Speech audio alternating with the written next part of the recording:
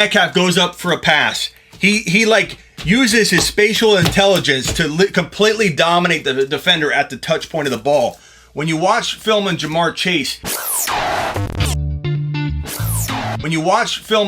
Chase, he takes care of that before he even jumps for the ball. He completely uses his size and his space and spatial intelligence to maneuver players, and then he goes up to get a ball that no one could get anyway, but it's uncontested because he dominated the defenders around him on his route running.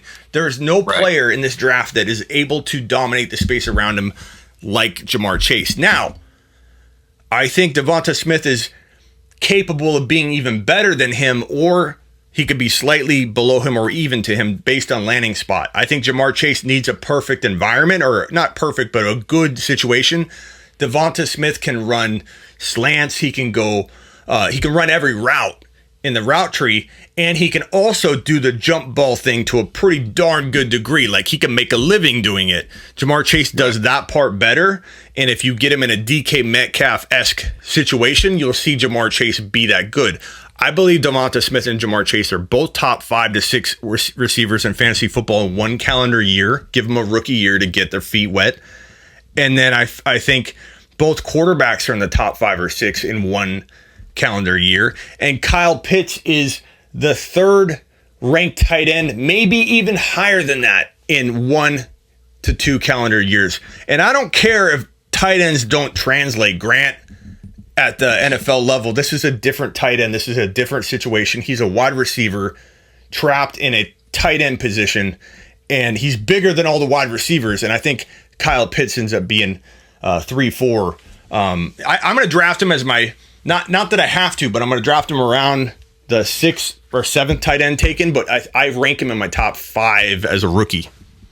As far as talent goes, he's, as a rookie coming in, he might be top 5 overall in the league. As a rookie, he's that dominant. He's got a skill set that's that good. It's just with any other player coming in, it all depends on what situation they get into.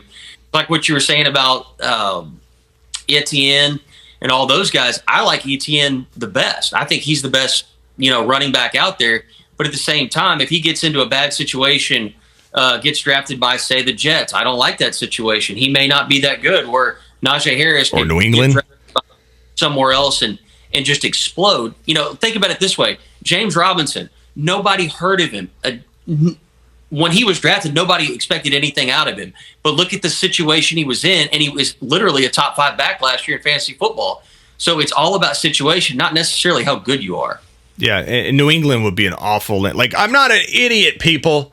Like, I hear that a lot, Grant, where they're like, oh, you don't know where he's going to go. That's the dumbest thing that's ever said to me. Like, I'm in the prediction business, Grant. I got to make assumptions. And if anybody thinks I won't react to him being drafted to New England or something, I'm going to. I'll adjust and adapt. So I'm predicting he doesn't go there. I love when people get all upset about, like, I'll do ranking. I drop everything on January 1 on sleeperu.com, my content site, Grant. And when I do that, I get all these weird comments on Instagram and stuff where they're like, why would you do rankings this early, Smitty? We don't know where the rookies are going. Like, I don't care. Like, not everybody lives in Bill's world where Bill drafts in August only. Some people do dynasty startups in January and February so they can follow suit with the NFL timelines and everything. So it's like, it's funny. And why would you not want to see rankings earlier than later? And then if they adjust, they adjust. But Etienne, I agree with you, man. I think Etienne, he's going to have a shot to be the number 1 running back in this draft class. Again, this doesn't go against my liking. Chuba Hubbard is like my crafty favorite Kamara type running back that if drafted into the right spot, which probably won't happen. I need to preface that. I hope it does.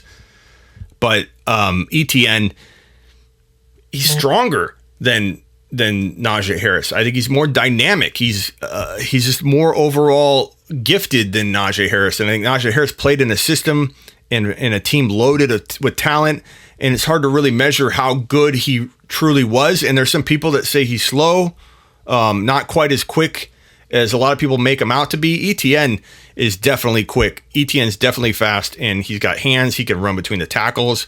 Everybody's got to work on something. And so, we'll see. Remember, people thought Zeke Elliott wouldn't catch passes in the NFL. Well, because he didn't get a chance. He didn't get that never made any sense to me. Look what he did at Ohio.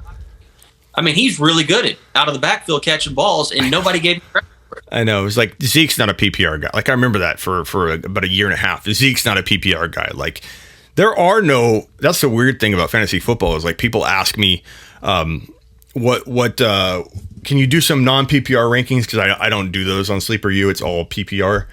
And, I'm like, okay, Jake, let me go in and find my PPR rankings and let me move 4 guys. I'll move this guy down.